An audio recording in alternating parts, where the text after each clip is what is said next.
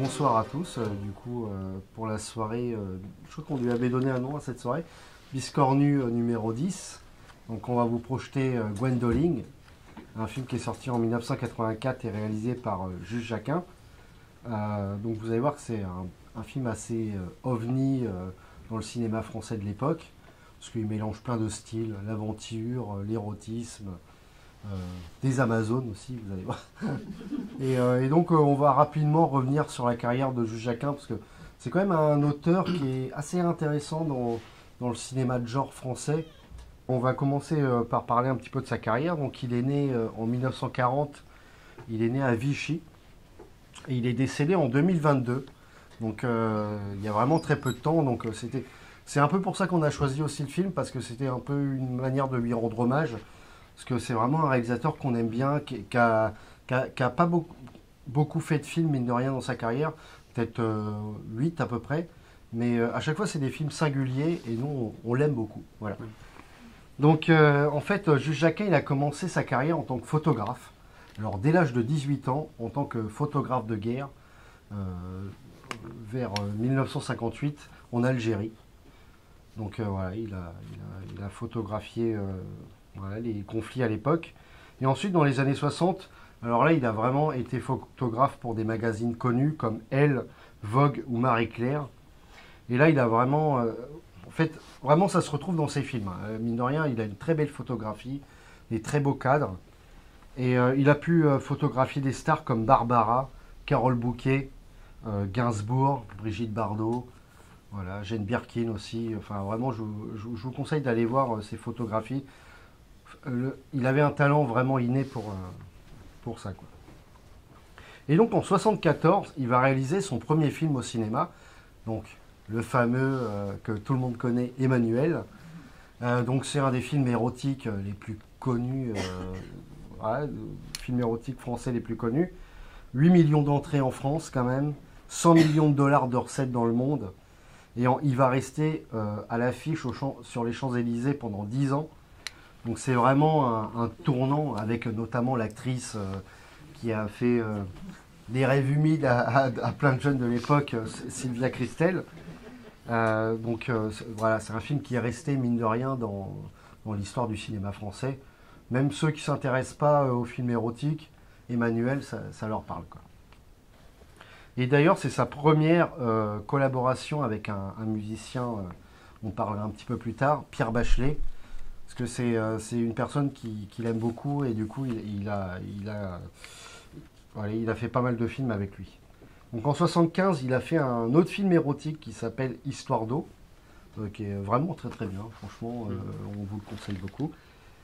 En 76, il a été en supervision sur un film que moi j'aime beaucoup, qui s'appelle Spermula, de Charles Maton. Alors il est non crédité au générique, mais par contre, quand on voit le film, on sent que la photographie, il y a un côté Jules Jacquin. On aimerait bien en passer d'ailleurs, un Charles Maton un jour, ça viendra peut-être. En 77, il a réalisé un film qui s'appelle Madame Claude. Donc il parle de la célèbre femme parisienne qui avait... Mère Macrel. Ouais, Mère Macrel, sur de manière un peu vulgaire, proxélète. Voilà, qui avait... Et donc la musique pour ce film-là était composée par Serge Gainsbourg. Ensuite, en 78, il a réalisé un film qui s'appelle Le Dernier Amant romantique. En 79, il a réalisé un film qui s'appelle Collection privée. C'est un film à sketch.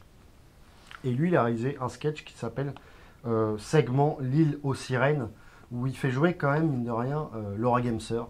Nous, on aime beaucoup, donc voilà. Ça valait le coup de le dire. En 1980, il a réalisé un film qui s'appelle Girls.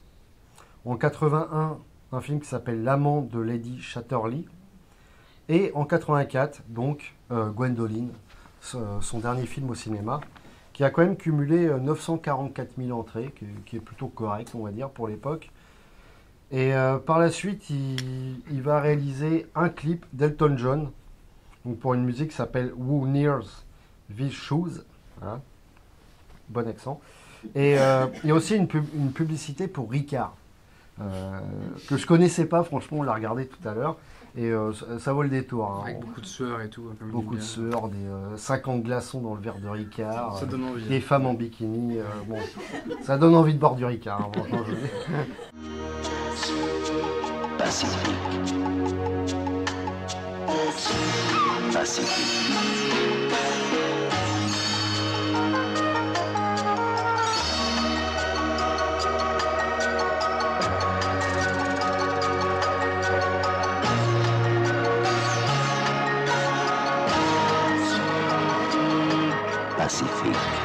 le sans-alcool de Ricard. Donc voilà un petit peu pour la carrière de Jacquin. Et voilà. D'ailleurs, je vous conseille, il n'y a pas très longtemps, il y a eu, alors je ne sais plus quelle chaîne a fait ça, mais il y a eu un long entretien qui a été fait sur sa carrière. Je crois que c'est Arte, hein, dans mes souvenirs. Ouais, c'est ça. Et c'est exceptionnel. Franchement, il revient sur toute sa carrière de photographe, de cinéma, voilà, de directeur, voilà. Et vraiment, on vous le conseille. Ça, c'est très cool. Donc, Gwendoline. Oui, bon, on parlait du film. Hein. On peut quand même dire que Joseph Jacquin, c'est une petite carrière quand même. Enfin, il n'a pas fait beaucoup de films. Et aussi dire qu'il a reçu des menaces de mort quand il a sorti Emmanuel. Le film a été un succès, mais il a eu un petit peu peur pour sa vie quand même. Voilà. Dans une interview, il dit en 1974, je fais un petit film érotique soft, j'ai eu peur de me faire tuer, et un an après, le porno a été légalisé en France. Donc voilà, il y a eu plein de choses en un an qui s'est passé. Et voilà, bref. Et mine de rien, c'est un réalisateur quand même qui a jamais franchi le pas du film pornographique. À l'époque, c'était beaucoup le cas. Des gens commençaient par des films soit érotiques et ensuite ils embrayaient sur le film X. C'est le cas de le dire. Hein. Oui, lui, jamais. Mais voilà, c'est. Voilà, quoi. Bah, Gwendoline, on peut parler un petit peu du casting parce que c'est assez marrant parce qu'on retrouve des gens, vous allez voir. Donc, dans les rôles principaux, c'est des gens pas très connus justement. Donc, il y a Toni Keaton qui fait Gwendoline, qui est une actrice qui a fait une quinzaine de films, pas des très grands films, mais elle était connue pour être une espèce d'égérie du hard rock. Elle était mariée avec David Coverdale, le chanteur de Whitesnake, qui était dans Deep Purple avant, qu'elle a tourné dans un des clips d'ailleurs. Elle est morte il y a 2 ans, donc elle a 60 ans.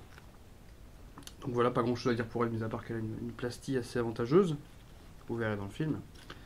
Il y a une espèce de personnage qu'on peut identifier un petit peu à la Indiana Jones dans le film qui s'appelle Willard, donc, qui est joué par Brent Huff, donc un américain, qui a fait 10 films en gros, qui n'est pas très connu non plus, il a un peu le charisme d'une petite cuillère, malgré les muscles. Donc c'est un américain, donc il est doublé par Patrick Florsheim pour les amateurs de VF. Patrick Florsheim, c'est vraiment un monument du doublage français qui a notamment doublé Robin Williams à ses débuts et Michael Douglas par exemple, des gens comme ça. Alors Brett Huff, il a joué dans American Warrior, que je vous conseille vivement, c'est un film de la Canon, connu aussi sous le nom d'American Ninja. Ouais, c'est du lourd. Hein. Avec Michael Dukikoff, ouais. Pour mes souvenirs. C'est sympa, franchement c'est très marrant. Et il a fait aussi 2 bis italiens de Bruno Mattei, pour ceux qui connaissent le petit fleuron du bis italien. Donc il a fait Strike Commando 2 et Born to Fight. Alors Born to Fight, il y a une scène... On ne peut plus classique. Oui, alors en fait, il tue le méchant à coup de mitrailleuse, mais au ralenti, vraiment ralenti, on voit les balles qui sautent comme ça. Et le méchant fait ah comme ça. On le mettra dans la vidéo de présentation si vous voulez retourner le voir, c'est très très très drôle. No! Wilson!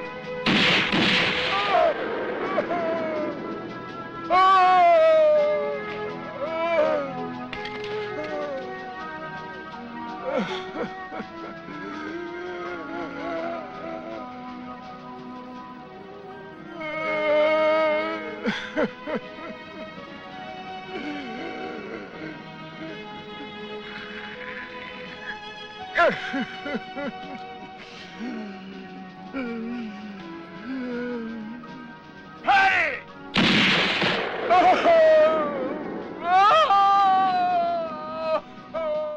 Complètement. Alors dans le film, il y a aussi Zabou Bretman, que vous connaissez sans doute, qui fait Bess, donc la suivante de Gwendoline, qui est voilà, presque pas son début de carrière, mais pas loin quand même. Qui se montre vraiment voilà, en petite tenue, ouais. On peut le dire. Hein. Voilà. Ouais, content. Donc voilà. Il y a Bernadette Lafont aussi qui fait la méchante, qui fait une espèce de reine un petit peu d'Amazon. Alors Bernadette Lafont, on va pas en parler parce que c'est très très long, une très grande carrière. Donc elle est née en 38, elle est morte en 2013. Donc elle a fait des classiques comme La Maman la putain, elle a joué dans beaucoup de films de Claude Chabrol. Cette époque un peu nouvelle vague, etc. Pour Truffaut aussi. Et au niveau du bis, elle a joué dans Canicule qu'on a passé l'année dernière aussi. film super français film. où il fait une espèce de nympho complètement starbée, un peu sale et tout. Très grande actrice. Et aussi dans le film, il y a un acteur qu'on aime beaucoup, c'est Jean Rougerie, pour ceux qui connaissent, qui était un homme assez grand avec un petit feu sur la langue. Vous verrez, il fait Darcy, un scientifique qui a été capturé dans le film. Alors lui, j'ai envie de parler de lui parce que c'est un acteur qui est assez oublié aujourd'hui, qui a joué dans beaucoup de films, mais des rôles assez différents. Donc, il est né en 29, il est mort en 98. Et pour citer quelques films, il a joué dans La tête contre les murs de Georges Franju, par exemple. Il y a un rôle qui est assez connu, c'est le deuxième opus de la 7ème compagnie où il joue un colonel allemand qui joue aux échecs avec Pierre Tornade et une espèce de jeu de regard qui est très très drôle. Enfin, je veux dire, je pense que c'est un de ses rôles les plus connus. On entend des bruits dans la cheminée. Quoi. Ouais, c'est très très très drôle.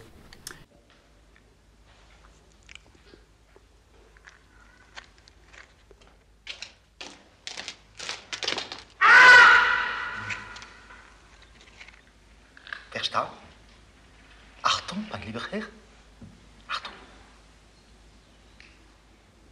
Il a joué aussi dans Que la fête commence de Bertrand Tavernier, Buffet froid de Blier, Le prix du danger d'Yves Boisset, qui est aussi un petit film bis un peu aussi. Voilà, c'est très sympa.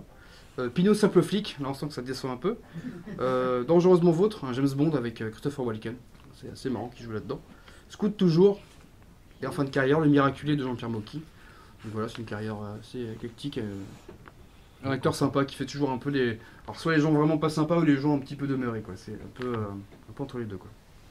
Alors pour parler un peu du film, vous verrez que les décors, donc ça a été tourné aux Philippines. On sent vraiment la moiteur du paysage, vous allez voir, ça va ressentir ça. Au Maroc, et beaucoup de studios à Paris aussi, en France, où voilà, vous allez voir les décors différents. Et pour parler de la musique, donc c'est Pierre Bachelet qui fait la musique du film. Alors Pierre Bachelet, je sais pas si on va parler, je pense que tout le monde connaît. Donc, il a quand même fait 5 BO avec Georges Jacquin. Donc c'est presque 80 de la FIBO de Georges Jacquin. Donc Emmanuel, Histoire d'eau, Le dernier amour romantique, Collection privée et Gwendoline. Et vous verrez dans le film, pour ceux qui ont l'oreille, il y a quelques musiques, vous allez reconnaître que des segments de films, de musique de film. Il les a réutilisés plus tard pour faire la musique en l'an 2001, en fait. Vous allez reconnaître la mélodie. C'est marrant, il a recyclé sa musique de film. Alors Pierre Bachelet, c'est quand même une trentaine de BO de films quand même, c'est assez impressionnant. Bon, la plus connue, c'est Les Brosés font du ski. Voilà, mais c'est Une grosse carrière. grosse carrière. Ouais. Moi j'avais un petit truc coup de cœur par rapport au casting du film. Parce qu'il y a un acteur qu'on voit juste au début du film. Vous allez voir, c'est un bonhomme un peu de petite taille qui est accompagné d'un gars qui sosie de Bruce Lee, vous allez voir. Il se fait transpercer par une épée en fait. Et c'est un gars qui s'appelle Maurice Lamy, que moi j'adore. Vous allez voir, il a un faciès très particulier. Et on a pu le voir dans des films de Jean-Pierre Jeunet, notamment Délicatessen ou de Luc Besson, Le Dernier Combat. Moi, je l'ai vraiment connu pour ma part dans le rôle de Alan dans la série HeroCorp, une série que j'ai réalisée par le neveu ou le cousin d'Alexandre Astier. Demi-frère. Voilà, demi-frère, c'est ça, ouais. Simon Astier, pardon. Ouais, oui, j'étais pas très loin. Et vous allez voir, son apparition m'a tout de suite empli vraiment d'un sourire incroyable. Donc, vous allez le reconnaître.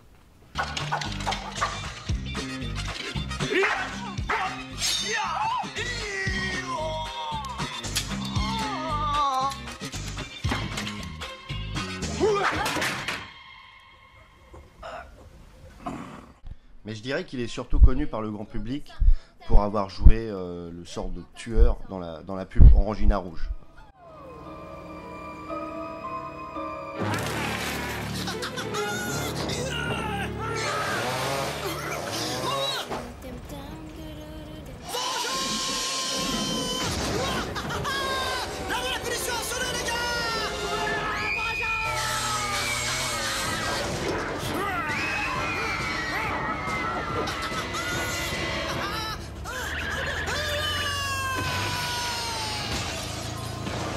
Orangina Rouge à l'orange sanguine.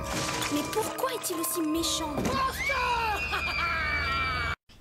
Et sinon, quand même, pour parler un petit peu de l'histoire de Gwendoline à la base, c'est que c'est librement inspiré d'une BD qui s'appelle Adventure of Sweet Gwendoline, qui est à la base une BD très très, on va dire, érotique, notamment plutôt sadomaso, sur le bondage.